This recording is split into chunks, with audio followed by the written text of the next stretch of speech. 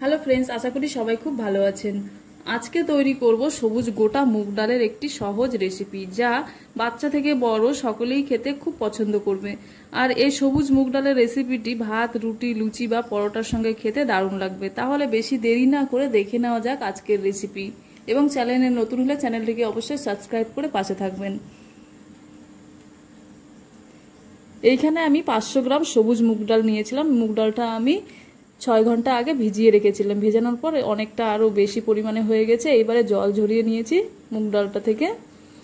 এইবারে আমি মুগ ডালটা একটা প্রেসার কুকারে সিদ্ধ করে নেব। 2টো সিটি দিলেই হবে, বেশি সিটি দিলে একেবারে নরম হয়ে ভেঙে যাবে, ভালো লাগবে না, ডাল হয়ে যাবে। আর 2টো সিটি দিলে গোটা গোটাই থাকবে এবং সেদ্ধও হয়ে যাবে। অল্প পরিমাণে লবণ দিয়ে দেবো ও পরিমাণ মতো জল দিয়ে দেবো। তারপরে ঢাকনাটা লাগিয়ে দিয়ে গ্যাসে বসিয়ে দেবো এবং 2টো সিটি আসা পর্যন্ত অপেক্ষা করব। 2টো সিটি হয়ে গেলেই আমি গ্যাসটা বন্ধ করে দেব।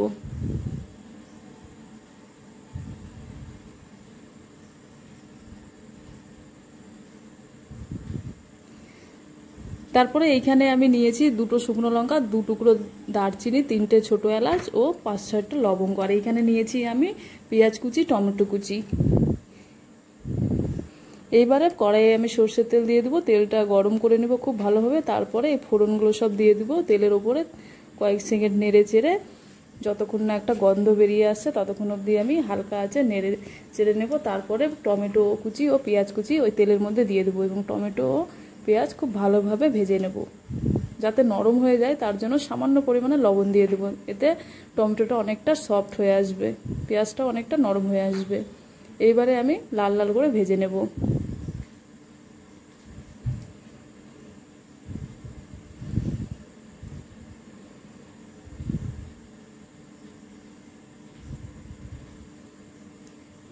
এইবারে আমি হাফ চামচের মতো হলুদ গুঁড়ো, হাফ চামচের মতো জিরে গুঁড়ো দিয়ে দিলাম ও ঝালের জন্য লঙ্কার গুঁড়ো ও কাশ্মীরি লঙ্কার গুঁড়ো 1 চামচ কালারের জন্য। এইবারে সব মশলাগুলো খুব ভালোভাবে আমি এইভাবে মিশিয়ে নেব। আরও 2 মিনিটের মতো এইভাবে কষিয়ে নেব পেঁয়াজ ও টমেটোর সাথে। পেঁয়াজ টমেটো অনেকটা নরম হয়ে এসেছে, সফট হয়ে এসেছে। এইবারে আমি আগে থেকে যে সেদ্ধ করে রেখেছিলাম মুগ ডালটা, সেটিকে আমি মশলার মধ্যে দিয়ে দেবো এবং খুব ভালোভাবে নাড়িয়ে চাড়িয়ে মিশিয়ে নেব। মুগ ডালটা খুব ভালোভাবে সেদ্ধ হয়ে গেছে এবং ভেঙেও যায়নি।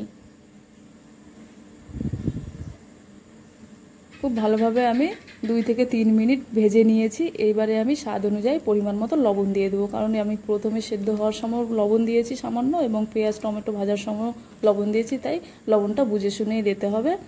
এবারে লবণ দিয়ে আবারও আমি ভালোভাবে লবণটা মিশিয়ে নেব এবং কম আঁচে 2 মিনিটের মতো ভেজে নেব। ভাজা হয়ে গেলে তারপরে এইখানে আমি পরিমাণ মতো জল দিয়ে দেবো। খুব বেশি জল দেব না, কারণ ডালটা আমার আগে থেকে সেদ্ধ করা আছে। আর আমি খুব বেশি একটা ঝোলও করব না। এটি ভাত, লুচি ও পরোটার সাথে খেতে ভালো লাগবে, তার জন্য আমি খুব ঝোল পাতলা করব না, একটু ঘন ঘনই রাখবো। এইবারে আমি একটা গুঁড়ো মশলা দেবো। এটা হচ্ছে তড়কা মশলা, এটি আমার বাড়িতে রাখা ছিল তাই আমি দিয়ে দিলাম। আপনারা চাইলে দিতেও পারেন, নাও দিতে পারেন, না থাকলে দেওয়ার কোনো প্রয়োজন নেই। আমার ছিল তাই আমি দিয়ে দিলাম অল্প পরিমাণে। এবারে ভালোভাবে মিশিয়ে নিলাম। এবারে গ্যাসটা বাড়িয়ে দিয়েছি, ফুটতে শুরু হয়ে গেছে। 2 মিনিটের মতো ফুটিয়ে নেব, তারপরে আবারও নাড়িয়ে চাড়িয়ে নেব।